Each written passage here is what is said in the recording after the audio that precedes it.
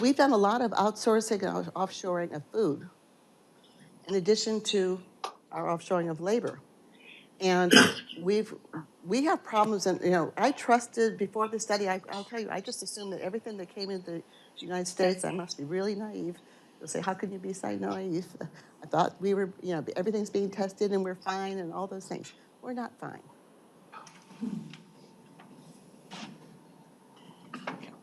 So let's go back. Let's do a little history lesson. I'll do this real fast. 1997, everybody was excited about offshoring. How do we have globalization? Panos and I were into all this stuff, right? Global manufacturing strategy, we still are.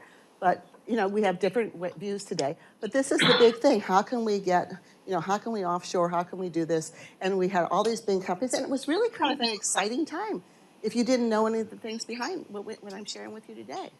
Very exciting. And I'm still a globalist, by the way, so I just want it to be better for the world. So at any rate, and what we found was that quality, in terms of the decisions, that we have some empirical data we show where we're talking to executives, and we collected data on executive thinking, that quality really didn't matter. Cost was king. And I talked to some executives, why would you think that quality doesn't matter? He says, Aleda, we know how to do quality, because that was a time when we were doing Deming and Duran and quality, we were just following Toyota and doing all those things, and we can do all kinds of control charts and we can teach people. And they said, that's not a problem. It's not a problem because if we outsource, we can teach them. That makes sense, right? It doesn't make sense because you can't really teach in the same way because you're not controlling. Some of it's culture, some of it's what people expect, but you can't necessarily do it just by saying, I'm going to come over here and teach you this thing. Just to give you an example, I've been consulting as an expert witness for the New York State Attorney's Office, not for what you think, but for tainted lead toys for kids. And all these toys are coming in with high levels of lead for babies, and you put it on the wrist, and it actually can absorb into the skin. So this is a big deal, and they still have problems of quality. You don't know what you're getting, and we don't test. We only test a few. So 10 years later, we see that so this is James Cornelius, and a quote from him, and Bristol Myers Squibb, and he says, there are lots of people in India and China and Eastern Europe who can make the same quality as ours, but at significantly less cost. Guess what? What we found, we actually have empirical data. What we found, looking at quality risk in the drug industry it was an award-winning paper, so it was judged pretty well. So we found that if you outsource, and we're talking about outsourcing, offshoring to Puerto Rico, just Puerto Rico, not even China or India, we found like a 10-fold quality risk. And a lot of it's due to culture. For example, I've been in a lot of these doing research in this. When you go in there, you don't wear any makeup, you don't wear any nail polish, you get all garbed up, and it's very sterile. In the U.S. plants that I visited. In Puerto Rico, they found somebody going inside what's supposed to be a container, mixing up by hand, with none of the garb and whatever. So that's just Puerto Rico. We're not talking about other cultures. So the offshore, again, these hidden costs that we're talking about are emerging as we're doing through this research. It wasn't one thing at a time, but it's all these things coming together.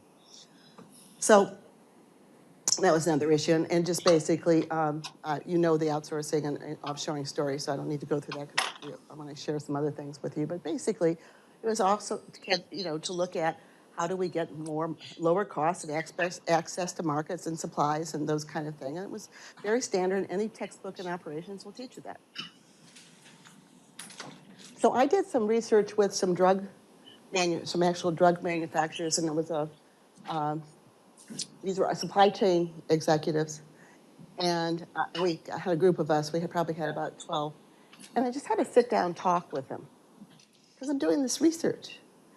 And I said, what are some of the what are some of the issues that you really have in practice, which we don't talk about. But they were confident, they confided in me in terms of these things. I don't give any names, but the one that I thought was interesting is this: the pure offshoring. You escalate as you escalate your distance, you increase your complexity. That's common sense. But when we talk about it we never say that's not complex, but we just look at the cost and we can actually develop a model or something to make it more efficient, right? I mean, that's what we do. So that was interesting. And then the ocean phenomena. He said, said something always happens in transit. So stuff happens in transit. But anyway, I'm not going to go through all that, but I just want to point out to you that many of the things that are in our textbooks and some of the things that we talk about in terms of our articles doesn't really go into some of these things as deeply as we could do in operation. So it gives us some idea of where to begin to start looking at things, and also some logic. So I'll give you another example. There's a lot of recalls from things that are offshore. Batteries. Batteries, if you go back 2004, and you see every year to 2009, you have battery recalls for your laptops. Well, guess what? I just did an update yesterday, and I found there's some in 2019. In other words, they can't fix it. They can't fix it. It's kind of unbelievable to me, right? A battery? So, all right. And how about a loaf of bread? Do we need to have 9 countries involved in one loaf of bread? Come on, let's think logically. Right? I don't even want to tell you the rest of your food, your kind bars or your other kinds of, all these bars and things that you're getting. I'm not even going to tell you about those. But basically, we cannot make a loaf of bread, apparently. That's a pretty sorry state. And my question is it really cheaper? I'm not sure.